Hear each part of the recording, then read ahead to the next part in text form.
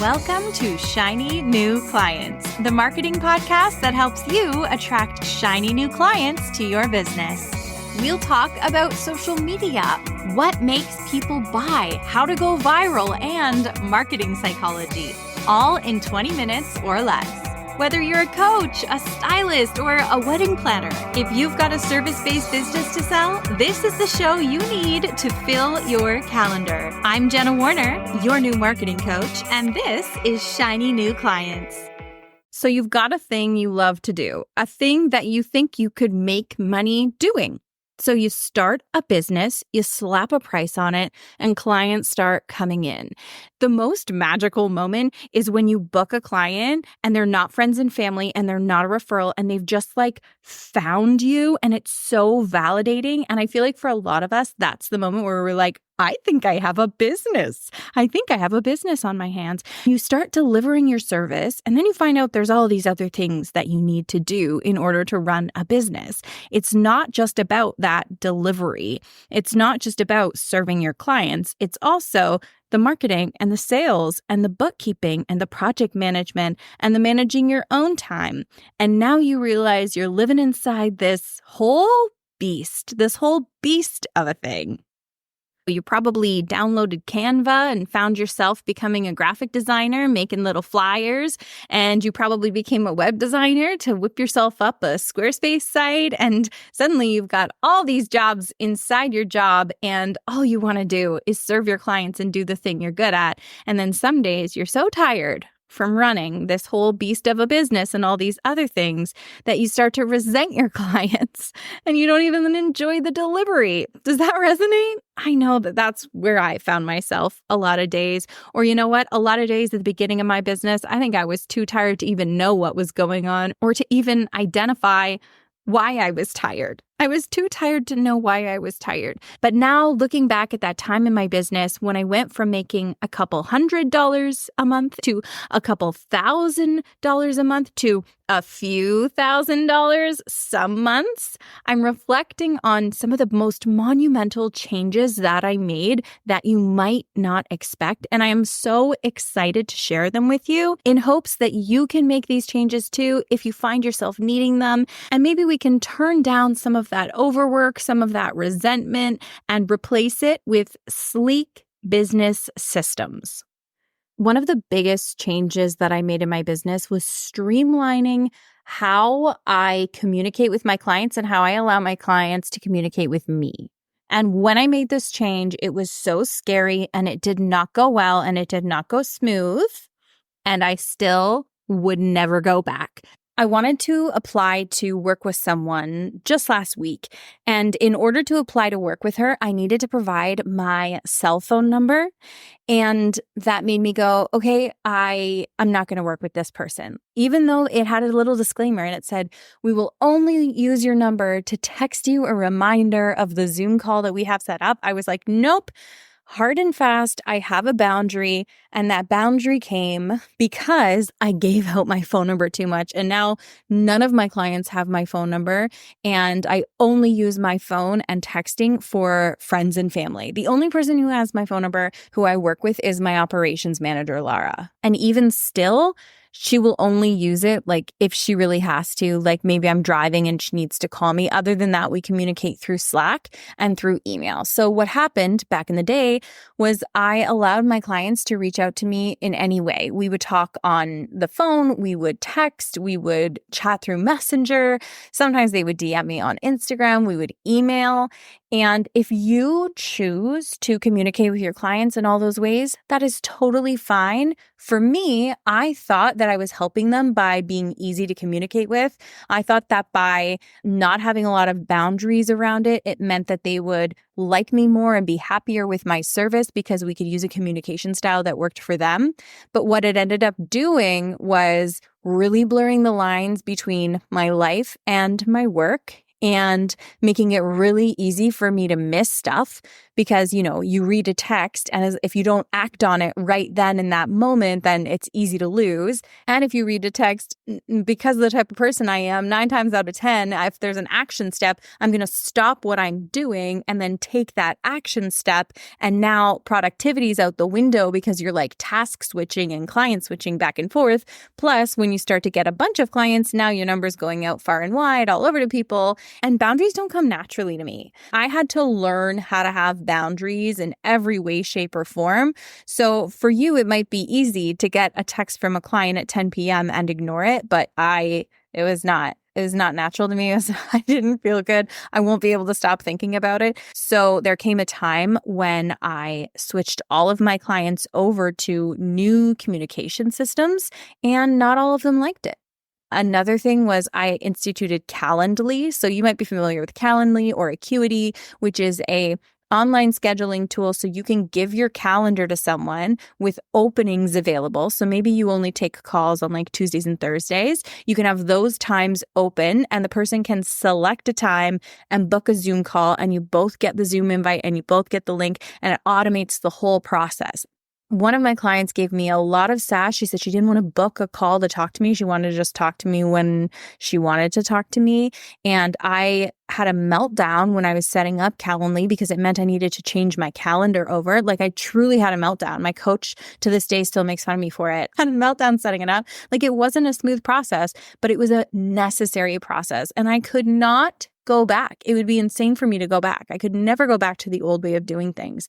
And actually, because I pushed through and because I instituted those changes, check out the rewards I reaped. 1, I didn't realize how much time I was hemorrhaging throughout the week setting up calls with people. So if you have a business where you need to have meetings and take calls, think about all of the back and forth emails of, does 2 o'clock work for you? Oh no, 2 o'clock doesn't work for me. Does 3 o'clock work for you? Okay, sure. Okay, I'll set up the Zoom invite and I will send you the Zoom invite, and then you get it and you need to approve it, and then there's a mistake and then you go back. And like, when you're doing that constantly throughout the month, it's hours and hours a month. So paying, X number of dollars, like $16 or whatever Calendly costs a month, actually gave me many, many hours a month back. So that was huge. And I learned this little saying in this situation. I learned the people who don't like your boundaries are the people who are taking advantage of you. Right? The people who don't like you having boundaries are the people who don't like your boundaries. And that was true in this instance too. This was one indicator. Like, I understand when clients don't like that you made a change. That makes sense. I sometimes resist change too, but this was actually more of a really beautiful, vibrant red flag that there was probably some other areas where I was being taken advantage of in some of the client relationships that I've gotten myself into at that point. And so we live and learn. Number 1 thing, streamline communications. It's something that you can take action on now. If you are making a change in your business, I encourage you to give your clients a lot of warning and to over communicate about it and to make the transition as easy as possible. I do not take back streamlining my communications. It was huge for me. Maybe that means like having a work phone and a play phone, or a work email and a not work email, or only checking your emails Monday through Friday, or putting an email responder on the weekends. Like, I consider all of that communications, and it's housekeeping, and it's the type of thing that we ignore. But what if you set aside 2 hours this week and just like made some changes to tighten up your comms? You might find yourself, like I did, getting hours and hours back a month. If you're new here, hi, I'm Jenna. I help service-based business owners get clients from Instagram. So that's one side of my business, where I have a program called Magic Marketing Machine that teaches you how to market your business, how to run your Instagram in 15 minutes a day, make amazing content, hone your messaging, learn copywriting and how to write sales content, sell with more confidence, all of that. So that's my program. And the other side of my business is a social media management agency. I've had a social media management agency for 7 years. I started as a solopreneur, exhausted at my dining room table in my bachelor apartment, and grew and grew and grew until we had a team, and it's a well-oiled machine. And I did not get there on my own. I had lots of coaches and lots of support and learned lots of lessons.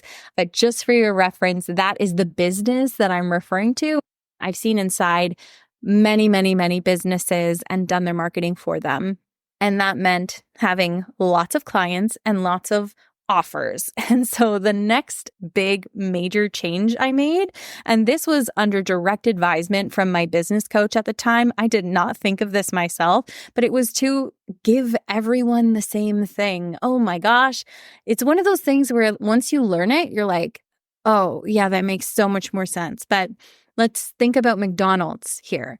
McDonald's started by giving everybody that exact same cheeseburger, right? There's a whole documentary on it. You would come in and you would get the one thing that they were really, really good at. And because they were only making the one thing, they could make it like a factory. One person's toasting the bun while the next person cooks the patty and the next person decorates it with mustard and ketchup, and then it gets wrapped up and the next person gets ushered in. Because they had that one offer, they could have a really clear system on delivering it, which meant they could do it over and over and over again. They could get super consistent in the result. You see where I'm going with this? In my business, I was giving everybody a different thing. Some of my clients, I was driving over to them and photographing them and doing photo shoots. Other clients, I was doing influencer collaborations. I would pick up work, things like comment moderation or short-term contracts promoting films or doing paid ads for films that had like ad spend and they want Facebook ads. Like I was jumping all over the place. Giving all your clients different deliverables means, you know, that factory I talked about, you know, that system, instead of having one sleek system, you have like 15 systems. They're all different. Everyone is getting a different process. Everyone is getting different results. And you have to remember how everybody is different. And fixing that was more than something that I could do overnight. Fixing that took years. And still, now that I have an eye for it and now that I see the value in it and the importance in it, I want to make everything sleeker. Like anytime I'm noticing a discrepancy in someone's service, I'm like, how can we streamline this? How can we make it the same for everybody? Think about what you can remove from the list of things that you occupy your brain with or worry about. Even having different rates for people. When I've had clients at all different rates, it's like it gets to be so hard to track and you just have to remember how much you told them that you cost. It's just one more thing on your worry list, on your list of things you need to remember and things that are not crystal clear and written down that you could pass off to the next person you hire, like a virtual assistant or someone to help you in your business. Like what are all the things that are different for everybody that you just know, and can you align them and make them the same for everybody? On a similar note, you want to look for tasks that are easily repeatable, and those can be some of the first tasks that you pass off. So it was really challenging for me in my business to find the things that I could trust someone else to handle. So I thought, right? Really hard to find the things that I could just pass off to someone because I wasn't ready to release sales. Like I want to keep doing my sales calls. My deliverables were all over the place. But what was everybody getting that was taking up a lot of my time so that I could make a clear system of that, pass that off to someone to give me that time back to open up space to figure out how to fix the rest of the business. Think about how you might apply that to your business. What is repeatable and time consuming? Maybe for you, that is some of your admin tasks. Maybe that is email management. What is repeatable? Really common way to look at this is automate, delegate, eliminate. So look at those repeatable tasks, those things that are taking your time away from you and keeping you from doing, like, from the business growth, from the having space to think, from the having time to sleep, and see how we can eliminate them, automate them, or delegate them to a team member. I just found the biggest bug on my knee. I'm just going to leave him there. He's going to hang out with us. We're almost done here. All right. Next up, getting really intentional about my marketing and my visibility and becoming a magnet to clients instead of hunting for them. Well, see, like I hunted for them, and I also got really active in my marketing, started showing up online because I was going through all of this and running this business without using my own Instagram for marketing myself. I was so busy running other people's Instagrams, I hadn't really touched mine. I would find clients by like going to Craigslist and looking for people who were hiring for social media managers. I would find clients through connections with friends who told me that their business needed social media. I would get referrals from people who I had maybe met in other areas of my life. I remember one big client that I got was because I met someone at an improv festival, and then they told me that they had a friend who owned a brewery who needed social media. So again, same kind of thing. I was kind of chasing down work and chasing down leads and going out and looking for it, which I still like. I love that mentality. I love the go get it, take the reins, be in charge of your own success and go after it.